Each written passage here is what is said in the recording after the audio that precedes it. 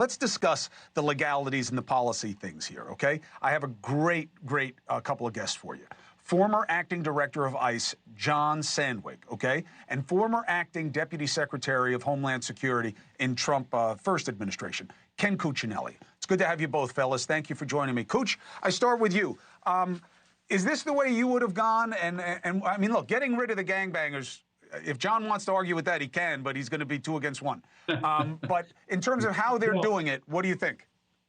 So they're obviously being very aggressive here. When the judge ordered them to turn around, they're in international waters, so they can at least take a defensible position as to why they didn't do that. And look, this hasn't been used.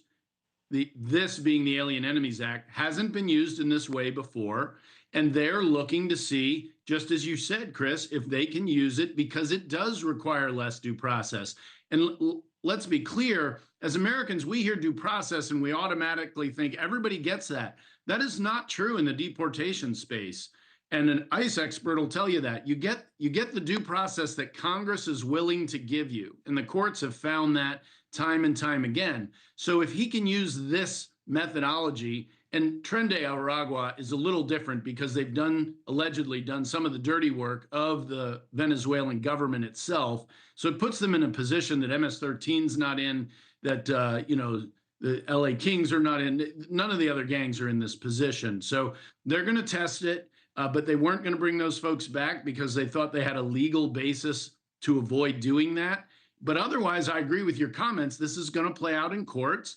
And if the president wins, there's going to be a new tool in presidential toolboxes going forward.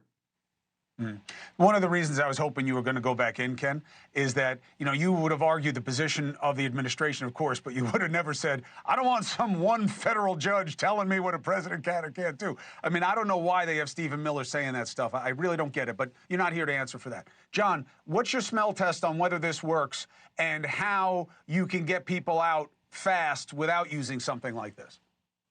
Ken, you just look at the track record, or Ken, excuse me, Chris, you look at the track record of ICE, including— We look alike. It's Italians. It's Italians. It's very bigoted, John. I'm going to let it go, though. Look, you look at the track record. ICE has been able to deport the worst of the worst. Been able to get out gangbangers. We've been able to get out convicted criminals. We've been able to do it with the due process Congress has traditionally provided, which calls for a hearing before an immigration judge. These guys can be detained by ICE. When they're detained, they get an expedited hearing. So I'm scratching my head about the problem we're trying to solve. And then you have this added issue, Chris, of course, of whether or not they're subject to judicial review or not, them being the administration. So at the end of the day, I guess, why are we giving up our values when we can still get the bad guys? We can still target them. We can still deport them. We can still make our streets safe. We don't need to, walk away from what we kind of stand for as a country in terms when it comes to giving people an opportunity to at least argue that they're not a gang member. We can prove it against them in court and then get them out of here. Yeah. So, Ken, what do you think of that? Do it the right way, and it's the best way. I think those are reasonable points entirely. I would just counter a little bit. I would say that they're using the invasion portion of 50 U.S.C. 21, which is the statutory implementation of the Alien Enemies Act. With the invasion piece, there have only been 4 appellate courts that have ruled on this. They've all ruled that the federal government's decision about an invasion is unreviewable by courts.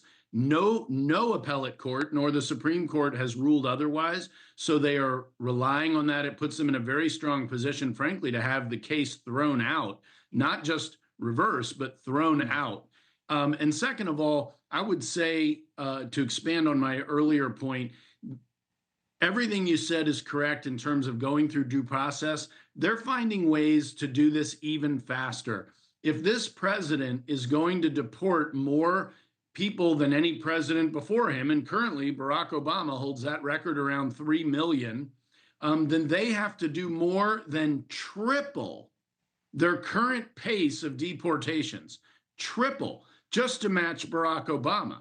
And they are not on track to do that. They need new tools, and they need to build out their logistical pipeline, which really hasn't started yet in any meaningful way. So, John, why isn't the best way to do it to go to Congress while you have the numbers and say, we want the Foot in the Ass Act passed to kick gangbangers right out of the country? You know, Chris, the Foot in the Ass Act is actually hiring some immigration You can have that, judges. by the way. You can have that, Cooch. Cooch is going right on I there. like it. I like He's sending it. that in. PETA. You can have it by hiring some immigration judges. Surge resources into the courts. That'll accomplish all the president's goals. Look, I was part of that Obama administration. We did it by focusing in on the criminal elements and focusing almost exclusively on them so we could get a more expedited process through the immigration courts. We can have that. Just surge money into the immigration courts. People can have their day in court, then they can be removed. It's hard to complain about that. John, Cooch, thank you very much, fellas. To be continued as we see where this case goes and where the numbers go. Thank you both very much. Hey, thanks for watching. Go to joinnn.com to find NewsNation on your screen. And don't forget, click the red subscribe button below to get more of NewsNation's fact-driven, unbiased coverage.